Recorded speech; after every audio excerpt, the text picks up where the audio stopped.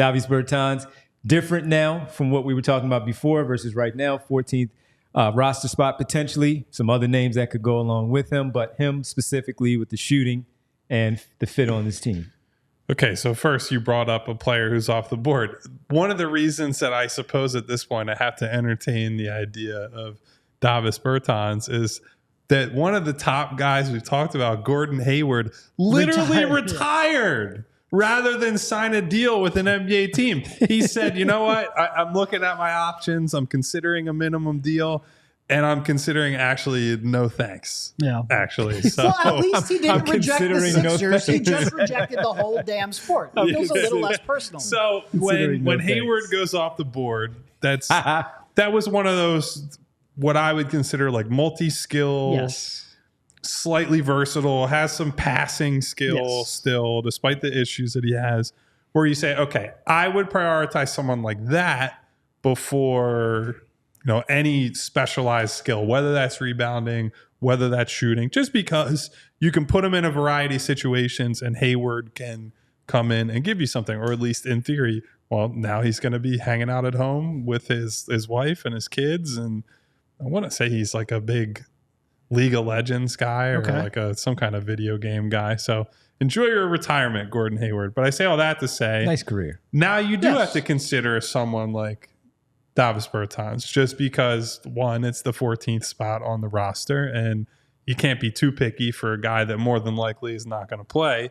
But two, end of the day, shooting always matters. And I think shooting matters particularly for this team in the regular season, where all the warts that he has, and there are many, you brought up the rebounding, he is as close to a non-rebounder as you can get for a guy he will accidentally get one or two a game. Like 6'9", 6'10". The ball will come to him by some mystic force every once in a while.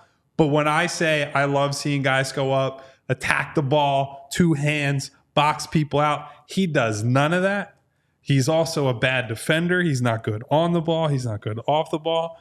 But he is a quick trigger shooter. He's a guy that historically has not been like in the elite category of shooter just from the percentages, but the release is so quick and he's such a willing shooter that when you get into that, 39.5% type of range, and you have the quick release and the mentality to just like, I'm going to jack it every time I touch the ball, that's like playing off of, that's a major no diddy on that one. That's why I said fired up. If you are playing next to Joel Embiid, or even to a lesser extent, Andre Drummond, who he's going to be a paint-bound guy, they need floor spacing around it, you could certainly do worse than just getting a guy in Bertans who will shoot the hell out of the ball. So I have a general belief that we overreact to minimum signings and 14th roster spots way more than we should. I have one exception to that, and that's the backup center, because unlike a typical 14th roster spot, Davis Bertans might not play. A backup center is going to play every night. And when Joe's out, he's going to play a significant amount. So when they sign players like Montrezl Harrell or DeAndre Jordan, I nitpick that because they're going to actually have a consistent role, and you need to fill it with somebody competent. Other than that, I do think we make too much of, oh man, this minimum guy is flawed. Well, of course he is. That's why he's a minimum player. Guy who might be your 14th man on the roster. So I don't want to nitpick Bertans too much, but what do you always say? Nothing matters except for what comes after the but. He's one of the worst rebounders in the league for his size. Don't distract me. I have a hard enough time speaking on my own. He's 6'10" with a 6'10" wingspan. He doesn't move his feet at all. He's got really, bad hips in terms of moving on the perimeter. We're going to break the pause record for this, on this show today. Show him that Dak Prescott thing he doesn't protect the rim at all. He does absolutely nothing on defense useful. And he's a non-passer, barely even connective. Like he catches the ball, he shoots the ball. He's got one thing on his mind, That's pretty much what he does. And it's one thing if he was 6'10" with that. Because look, when you can launch 11 threes per 36 minutes like he does very consistently and shoot 39%, that's an elite skill. Like the percentage might not be super high, but on that volume and on that difficulty, the quickness of the release, the depth of the shots, I think that is a legitimately elite skill. and it's an elite skill that's really valuable. It would be a lot more valuable if he was 6'10 and actually played like he was 6'10. It's one thing to, like, is that shooting unique? Yeah, it's pretty unique, but you can get a reasonable facsimile of that from somebody who's 6'6", 6'7", and has more advanced skills everywhere else on the floor. And if the guy at 6'10 is not actually going to use that extra 3 or 4 inches of height, I would rather, err on the side of versatility. Like Kyle was mentioning, somebody like Gordon Hayward. Now, obviously, Gordon Hayward opted out of the sport. He's not an option at this point. It really is funny that we've spent. There's been a lot of talk about Gordon Hayward on this show. Just he makes a lot of sense. Let's see if he'd be willing to take that deal. And ultimately, he just said, you know what? I'm going to go. I was even bringing him up as like a free trade. I'm going to go buy a new candidate. gaming mouse and a new ultra wide monitor and just hang out in my basement instead. So, I guess just kind of like capping this off. Would I complain too much? No, because it's a 14th roster spot and he has an elite skill. And then, like Kyle said, in the regular season, that could be useful. That could help make Joel Embiid's life a little bit easier on offense. On defense, he's going to make it much more difficult. But I just have to believe that there's probably a better option out there. Like, he's legitimately a power forward in name only. Shooting forward is maybe the best descriptor, and I'm definitely using that if they sign him. Please do.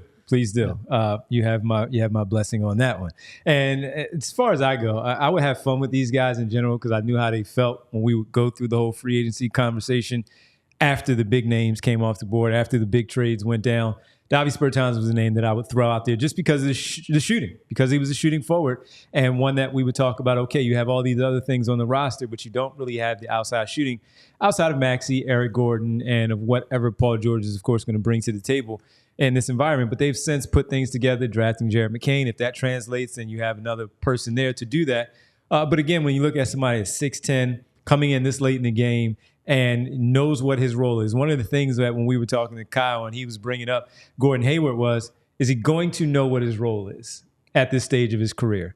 Davis Bertans knows what his role is. Fill that seat on that last end of the bench, and when you come in, fire it up. And that's exactly what he does. Now, in the event that he does get in there in the game, could you still be getting that guy that you saw from time to time with the Dallas Mavericks that Derek was talking about, Kyle and I were talking about when he was with the Wizards, and he would average double figures, shooting close to 40% from beyond the three-point line? I don't know if that's still in there, but I don't even know if they're even playing in the Olympics right now to see what the sample size would be in the moment where people can watch him go 5 for 7 from 3, hit 3 in a row and say, sign that guy because he's available and the reports out there that they're interested.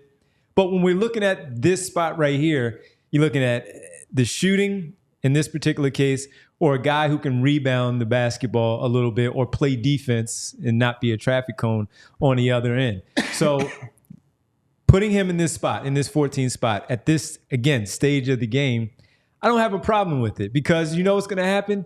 He might in one of those games during the regular season, game number 35, when guys are on the bench and he's in there and he knocks down a couple of George Niang type three-pointers to swing it a little bit and help the Sixers in the run that they have. And that's what we typically talk about when that 13th or 14th man get in the game and do just that. We all silly like the mayor.